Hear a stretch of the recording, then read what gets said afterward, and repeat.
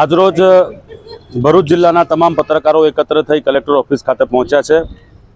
એટલા માટે પહોંચ્યા છે કે દેશની ચોથી જાગીર, ચોથો સ્તંભ ગણાતા જર્નલિઝમ પત્રકારત્વ પર ખોટી રીતે દમન કરવામાં આવે છે એ પ્રમાણેના અમારા આક્ષેપો છે। એક પત્રકાર પરિવાર સાથે બહાર જાય છે, કોઈ ગાડી સાથે એક્સિડન્ટ થાય છે અને ગણતરીના જ 1-2 કલાકોમાં એમની ઉપર FIR થઈ જાય છે। તો અમે એમ કહેવા માંગીએ છીએ કે તલસ્પર્શી અને બિલકુલ નિષ્પક્ષ આ બાબતની જે છે એ તપાસ થવી જોઈએ। પત્રકારો સરકાર અને તંત્રની કામગીરી બતાવતો હોય છે, પછી એ સારી હોય કે નરસી। અમારું કામ છે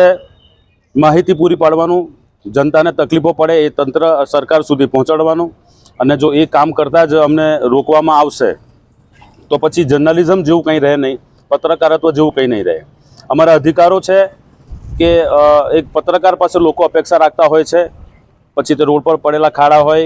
કે પછી બીજી કોઈ પણ બાબત હોય, અતિવૃષ્ટિ અનાવૃષ્ટિ જે પણ હોય, અમે એ વાતો પહોંચાડીએ છીએ તો લોકોને એનો ફાયદો થતો હોય છે। પરંતુ સીધી કે આડકતરી રીતે પર્ટિક્યુલર કોઈ પણ બાબતના સમાચાર પ્રકાશિત કરવામાં આવે અને પછી એનો દ્વેષભાવ રાખીને ખોટી રીતે કોઈ પણ બાબતે આગળ વધવામાં આવે, એના કરતાં બેસાડીને સારી રીતે વાત કરવામાં આવે, સમજવામાં આવે વાતને, અને ત્યાર પછી દ્વેષ ભાવના રાખ્યા વગર કોઈ બાબતની તપાસ કરવામાં આવે તો એ સાચી રીતે ન્યાય થયેલો ગણાશે। ગૌતમભાઈ દોડિયાના સમર્થનમાં આજે ભરૂચ જિલ્લાના તમામ પત્રકારો અત્યારે અહીંયા એકત્ર થયા છે, અને અમારું માત્ર એટલું જ કહેવું છે કે નિષ્પક્ષ તપાસ થવી જોઈએ કે આ જે વ્યક્તિ ચોરી કે લૂંટ અત્યાર સુધી કરી જ ના હોય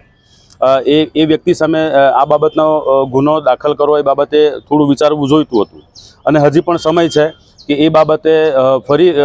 ફરી એકવાર વિચાર કરવામાં આવે અને તપાસ વ્યવસ્થિત રીતે કરવામાં આવે, એકબીજાના જવાબો સારી રીતે લેવામાં આવે અને આ જે FIR થયું છે એને રદ કરવામાં આવે, એવી અમારી માંગ છે।